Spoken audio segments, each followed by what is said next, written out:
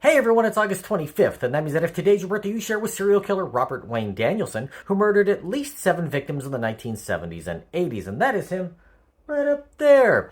Danielson was born in Iowa in 1946 to an alcoholic mother, and I've been unable to find any information about his father. He experienced clinical depression as a child, which is understandable if you've ever driven through Iowa. Seriously, if you ever drive through, you'll know why Slipknot makes such angry-sounding music. He fell into drug use as a teen and ultimately racked up a record of convictions for illegal drug and firearm possession and forgery before his crimes became even more serious.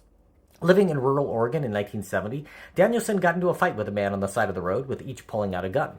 Much like Han Solo, Danielson shot first and was soon arrested for being a felon in possession of a firearm and charged with first-degree murder. A mistrial ensued after the prosecution improperly entered evidence, and he ended up pleading guilty to voluntary manslaughter, receiving a sentence of 25 years in prison. Well, as anyone who watches my videos could guess, he got out on parole after 11 years and picked up where he left off just a few weeks later. He headed south, where he ran into a couple at a campsite in Arizona. Desperate for money, he bound their hands, shot them in the head at close range, and fled in their 1969 Ford pickup truck, with their bodies discovered the next day. A $5,000 reward was offered for information regarding the murders, but Danielson was long gone, and after abandoning the stolen truck in Yuma, made his way back to Springfield, Oregon. In 1982, he began a relationship with a 14-year-old girl who became his accomplice in later crimes. That June, they bound a man in Eugene and shot him in the head, and in July, they took a trip to Northern California where they tied up 2 elderly victims.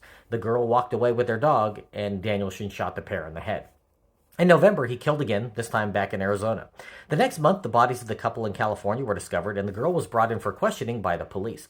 She told them about the 3 murders for which he was present, as well as others about which Danielson had told her, and an arrest warrant was issued. He wasn't caught until 1984, when he was arrested while working as a carny in Odessa, Texas. Extradited to California to face trial there first, Danielson's mother, who was drunk on vodka at the time, attempted to smuggle a loaded gun to him as he entered the courthouse. She was arrested and ended up spending 3 years behind bars for her actions. With testimony from the girl, he was convicted and sentenced to death, then was sent to Oregon to face another trial there. Danielson was convicted of another murder and received a life sentence, then was returned to California to await his execution, with other trials deemed unnecessary at this point. In all, he was found guilty of 4 killings, but was strongly suspected of at least 7 I discussed in this video, as well as others in Idaho and Nevada. Danielson hanged himself in a cell in 1995, and his mother died in 1999.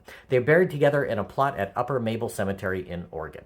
If this is your birthday, I hope you have a great day. Leave me a comment so I can wish you a happy birthday. If you know someone's birthday it is today, send them this video so you can find out all about their birthday twin. And to Robert Wayne Danielson, I say, happy birthday, you bastard.